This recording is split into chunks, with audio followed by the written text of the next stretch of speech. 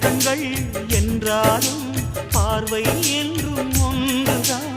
உருவத்திலே தனித்தனிதான், உள்ளம் என்றும் ஒன்றுதான். ஒரு சேவல்தான் நடை காத்தது, இந்த அதிசயம் பாருங்கள், கண்ணனை வாழ்த்துங்கள்.